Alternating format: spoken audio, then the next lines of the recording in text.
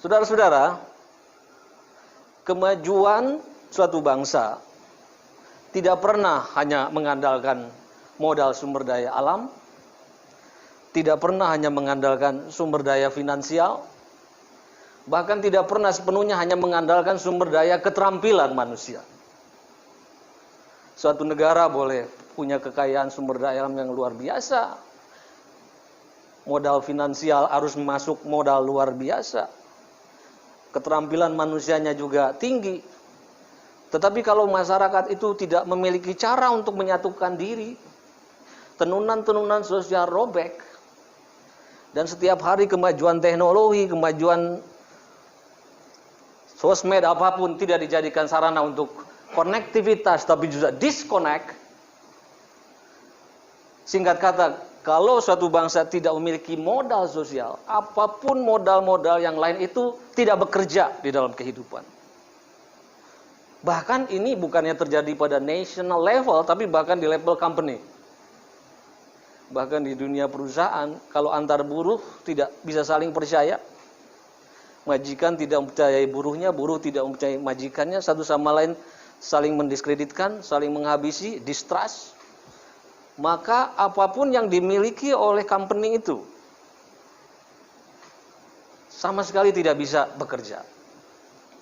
Lihat negara sehebat Amerika pun yang selalu menjadi rujukan demokrasi global, hari-hari ini mengalami masalah besar ketika antar elit misalnya di Partai Republik merasa tidak perlu lagi bersahabat dengan elit di Partai Demokrat. Rasa saling percaya lenyap. Sumpah dan keimanan disalahgunakan. Ya. Kebaikan dimusuhi, kejahatan diagungkan. Jadi apapun yang kita miliki, modal finansial, modal keterampilan, modal sumber daya alam, bangsa Indonesia tidak akan pernah bisa mencapai cita-cita menjadi bangsa yang merdeka, bersatu, berdaulat, adil, dan makmur kalau kita tidak bisa memperkuat modal sosial. Pertanyaannya, apa yang terjadi pada bangsa ini? Kenapa kemajuan teknologi yang Anda sebutkan tadi, daya absorpsi, daya pakai media digital di Indonesia ini luar biasa. Tetapi kenapa media digital yang mestinya mempermudah masyarakat untuk terkoneksi satu sama lain justru menjadi instrumen untuk membuat kita menjadi disconnect? Dan setiap hari kita merayakan kegelapan, merayakan pertengkaran. Energi nasional habis untuk saling menghujat, untuk saling menghabisi, untuk saling mendiskreditkan. Apa yang terjadi? Menurut saya, sesuatu yang paling gampang kita identifikasi hari ini bahwa berarti energi nasional kita, daya militansi kita hari ini tidak digunakan untuk militansi yang sifatnya produktif.